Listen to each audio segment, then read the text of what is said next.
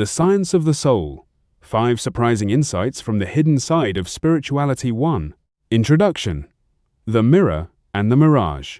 For the vast majority of humanity, existence is experienced as a heavy burden, a relentless cycle of navigating crises and managing the resulting psychological friction.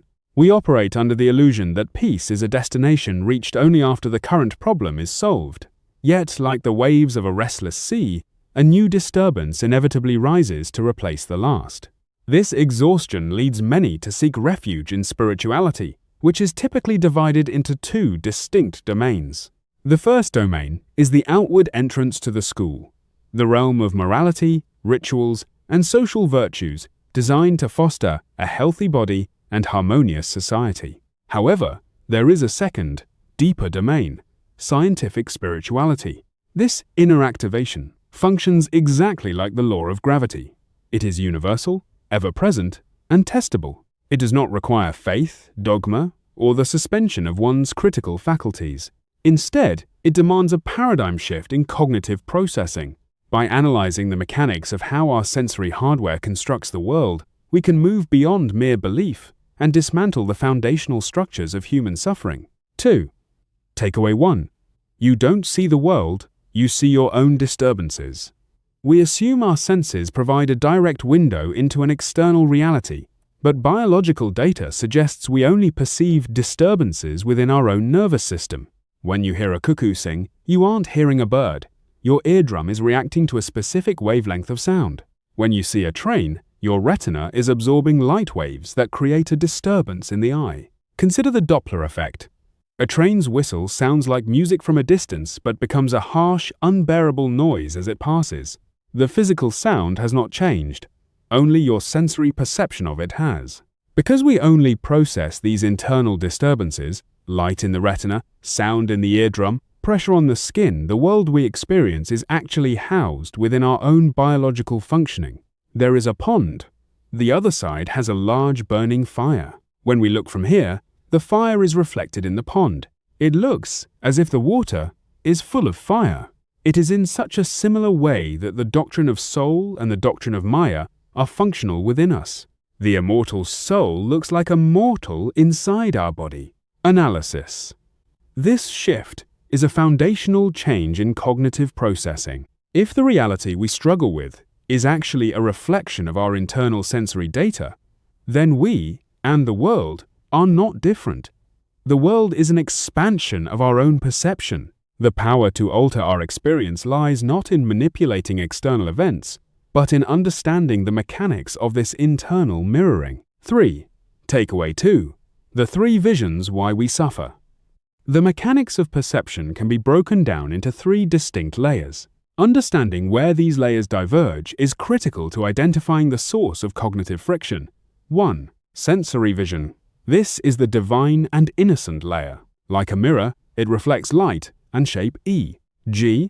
A flower, without judgment, labels, or names. 2. Mental vision. This is the expression of pure intellect. It retrieves information from memory to identify the object E. G. Naming the light and shape a rose. This layer is also pure and innocent. The intellect is not our enemy. 3. Discriminatory vision. This is the layer of ignorance. It is where we apply likes, dislikes, and the violence of possession.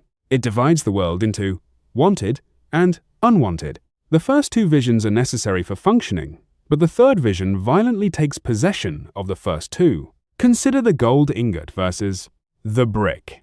Your intellect knows the difference between the 2. Mental vision, which is a scientific truth. However, if you trip over a brick, you feel anger. If you find a gold ingot, you feel a desperate fear of loss. The suffering arises not from the objects themselves, but from the discriminatory value you forcefully project onto them. Analysis. Most individuals live entirely within the discriminatory vision, unaware that the sensory and mental layers are inherently free of conflict. We suffer not because of what we see, but because of the possessive value we project onto our biological data. 4. Takeaway 3. The I is a shadow, not a thinker. We operate under the assumption that there is a permanent I inside us, a thinker of thoughts. However, Rigorous inquiry reveals that the I is an inverse induction, an inferred total, rather than a separate entity. Consider the 90 over 100 marks analogy. When a student is awarded 90 marks, the 100 is the invisible, implied total. You do not see the 100, but it is necessary for the 90 to have meaning. Similarly, the I only exists as a calculation based on relationships. You are a son only because there is a mother. You are a husband because there is a wife.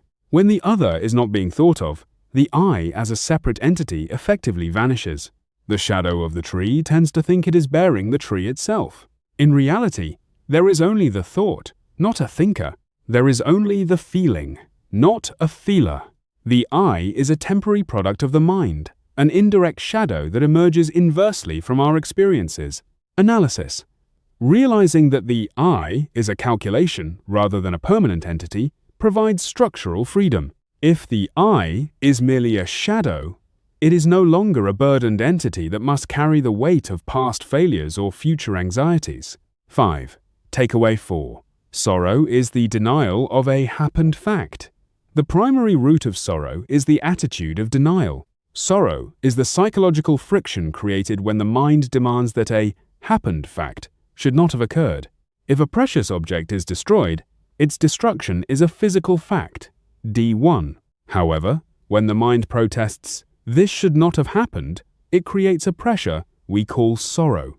We then enter the cycle of renewed sorrow, D2, where we deny the sorrow itself. We hate the feeling of pain and want it to go away. This second layer of denial rekindles the original feeling, giving it a full sense of permanence. The life duration of each feeling is only a microsecond, unless we keep rekindling them. If we do not renew our feeling, it will not exist for more than a fraction of a second. Analysis. Attempting to solve sorrow through more denial is like trying to bury a shadow. You only move its position. True relief comes from recognizing the absurdity of rekindling a feeling that, left alone, would dissipate in a microsecond. 6. Takeaway 5. The sixth sense and the inert core. Beyond the 5 physical senses, we possess a sixth sense, the heart or subconscious mind. This sense monitors our internal mental states, our fear, desire, and anger, just as the eyes monitor light. Most of us are preoccupied with superficial feelings that change like the weather. However, at our center lies the core feeling Meiporu. This core is characterized as inert motion. It is calm, dense, omnipresent, and unchanged by the fluctuations of the body or emotions. It is the only true one, whereas the I is merely its shadow. Enlightenment is not a new state achieved through labor or sadhana practice. In fact, effort makes us to forego truth. The core feeling expresses itself only when the labor of the I stops. Analysis. This is a radical mechanistic insight. The question itself is the answer. We do not need to implement a path. We simply need to understand the futility of the effort that conceals the truth already present. 7. Conclusion. Beyond the curtain of the past. To live within the domain of scientific spirituality is to move beyond the curtain of the past. Most people exist in a half-real, half-dream state, perceiving the present through the distorting filter of memory and imagination. Clarity does not require you to remember or follow a new philosophy. It requires you to look. If you understand that the water in a river is new every second, you realize you can never bathe in the same water twice. Similarly, your feelings are new every microsecond. If you stop the rekindling of the past, they disappear naturally. We conclude with a logical challenge based on the story of the medicine and the monkey. A doctor gave a king a medicine to ensure eternal youth. With one condition, the king must not think of monkeys while taking it. Consequently, the king could think of nothing but monkeys. Is it possible for you to act in the present without the intervention of thoughts, to take the medicine of life without the monkey of your past memories and future denials? This is not a practice to be perfected over time, but an immediate realization to be seen. The truth is here, now, waiting for the moment effort ceases.